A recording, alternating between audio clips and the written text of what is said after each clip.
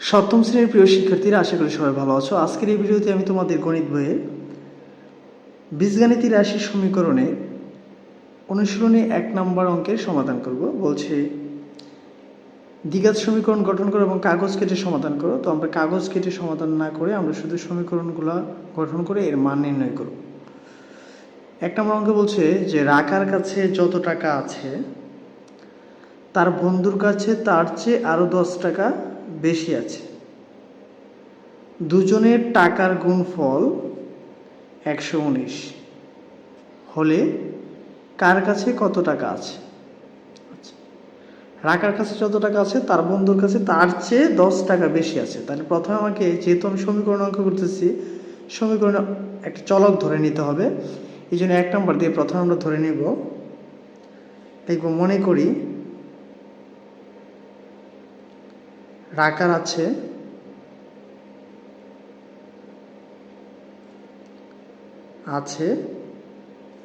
x টাকা, আমরা ধরে নিলাম।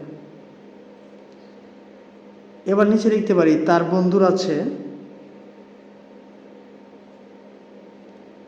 বন্ধুর কি বলছে, তার থেকে 10 টাকা বেশি আছে, মানে 10 টাকা বেশি। তাহলে লিখবো তার বন্ধুর আছে x প্লাস 10 টাকা। আমি আবার বলতেছি এক্সটা কেন ধরলাম। এক্সটা হচ্ছে, আমরা জানি সমীকরণে অজ্ঞাত চলক বা অজ্ঞাত প্রতীকের মান বের করতে হয়। এবং বলছে দুজনের টাকার গুণফল 119। দুজনের টাকার গুণফল, এটা হচ্ছে আমার প্রদত্ত শর্ত। তাহলে আমি এখানে লিখতে পারি শর্ত মতে অথবা প্রশ্ন মতে, দুইটা যে কোনো একটা লেখা যায়। শর্ত মতে দুজনের টাকার গুণফল, তাহলে আমরা কি লিখতে পারি এক্স ইন্টু এক্স প্লাস 10। টাকার গুণফল হচ্ছে 119।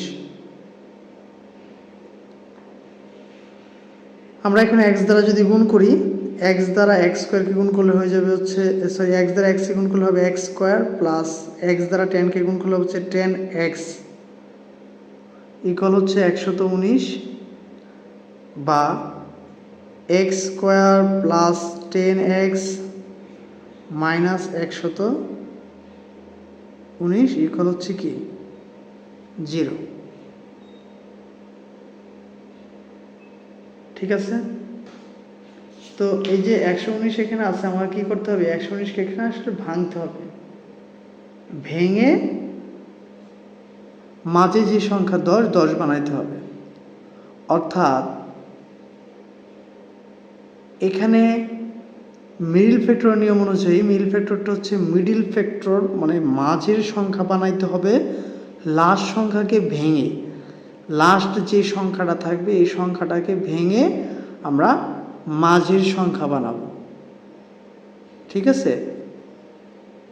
লাস্ট সংখ্যাকে ভাঙতে হলে আমরা যদি 119কে ভাঙতে চাই, 119কে প্রথমে 2 দ্বারা দেখতে হবে 2 দ্বারা যায় কিনা। তো 2 দ্বারা যাবে না, যেহেতু এটা বিজোড় সংখ্যা। 3 দ্বারাও যায় না, 5 দ্বারাও যায় না, 7 দ্বারা যায়।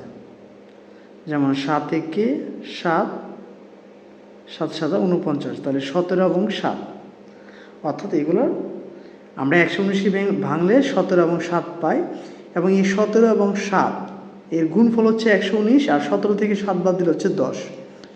মিডল ফ্যাক্টর নিয়মটা হচ্ছে গুণ করলে হবে লাস্টের সংখ্যা, যোগ বিয়োগ করলে হবে হচ্ছে মাঝের সংখ্যা।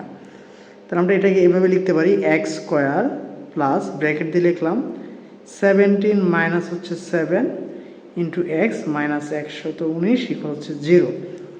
অর্থাৎ এই যে 17 এবং 7 গুণ করলে হচ্ছে লাস্ট সংখ্যা, এবং 17 থেকে 7 চলে গেলে হচ্ছে 10।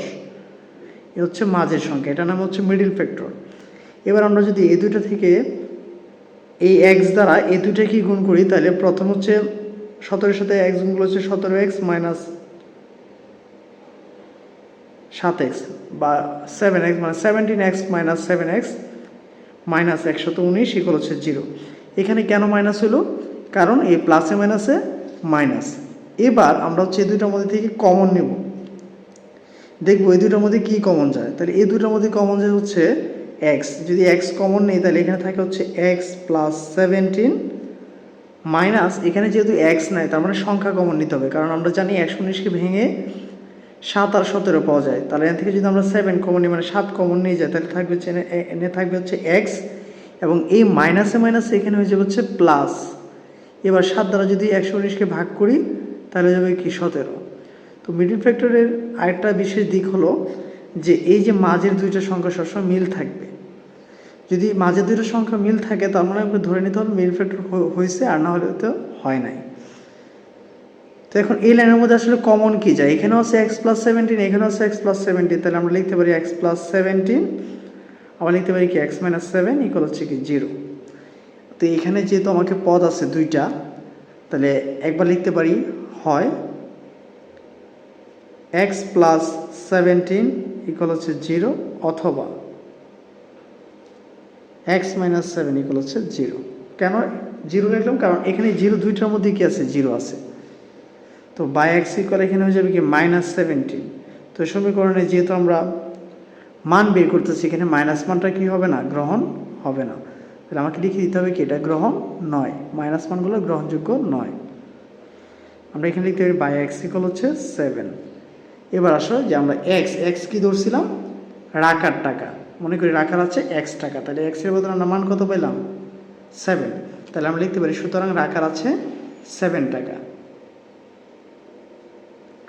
সুতরাং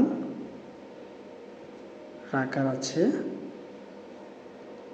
7 টাকা এবং তার বন্ধুর আছে